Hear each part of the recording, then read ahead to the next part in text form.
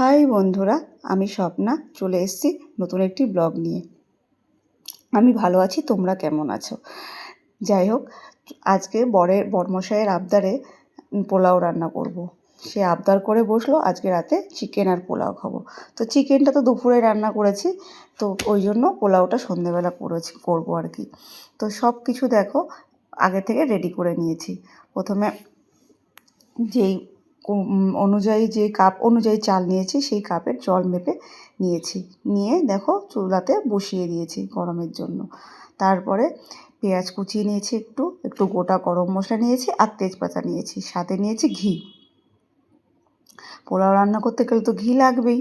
যাই হোক, প্রথমে কড়াইটা উনুনে বসিয়ে দিয়েছি। বসানোর পরে দেখো তেলের ঘির মধ্যে দিলাম গোটা গরম মশলা একটু নাড়াচাড়া করে দিয়ে দিলাম পেঁয়াজ কুচি। তো পেঁয়াজটা হালকা লাল করে ভেজে নিতে হবে, একটু ব্রাউনিশ হলে পরেই হবে। যাই হোক, এদিকে জলটাও ফুটতে আরম্ভ করে দিয়েছে, তো জলটা সিম করে দিয়েছি, ওটা ফুটবে কিছুক্ষণ, তারপরে জলটাকে বন্ধ করে দেবো। যাই হোক, দেখো পেঁয়াজটা লাল লাল হয়ে ভাজা হয়ে গেছে। তারপরে দিয়েছি গোবিন্দভোগ চালটা আগে থেকেই ধুয়ে আমি জল ঝরানোর জন্য একটা ঝুড়ির মধ্যে দিয়ে রেখেছি। তার মধ্যে এবার ভালো করে মিশিয়ে নিয়ে চালটা আর পেঁয়াজটা তার মধ্যে দিয়েছি। দেখো গোটা লঙ্কা, কড়াইশুঁটি, চিনি, নুন আর হলো 1 চামচ আদা। তারপরে দিয়েছি একটু হলুদ কালার আনার জন্য। যাই হোক, এগুলোকে দিয়ে ভালো করে নেড়ে চেড়ে নিতে হবে। দেখো সব পরিমাণ মতো দিয়েছি।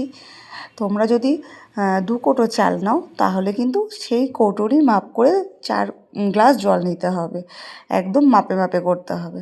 তো ভালো করে দেখো চালটা ভেজে নেওয়ার পরে দেখো জল দিয়ে দিয়েছি। যে জলটা দিয়েছি একটুখানি রেখে দিয়ে হাত বলতে, যদি লাগে পরে দেবো, না হলে দেবো না, তার জন্য একটুখানি রেখে সামান্য দেখো জলটাকে দিয়ে দিয়েছি। চালটা কিন্তু ভালো করে ভেজে নিতে হবে। তারপর এটাকে একদম ফুল সিমে দিয়ে এটাকে ফোঁটা নিয়ে এসে দেখো ঢেকে দিয়েছি, দিয়ে সিমটা মিডিল করে দিয়েছি আর কি, না আস্তে না জোরে। তারপরে এটা মোটামুটি 5 মিনিট হয়ে যাওয়ার পরে দেখো এই যে ঢাকনাটা তুলে এই রকম অবস্থায় এসছে। এবার এটাকে একটু নেড়ে চেড়ে আমি আবার ঢাকা দিয়ে দেবো, একদম সিম করে দেবো।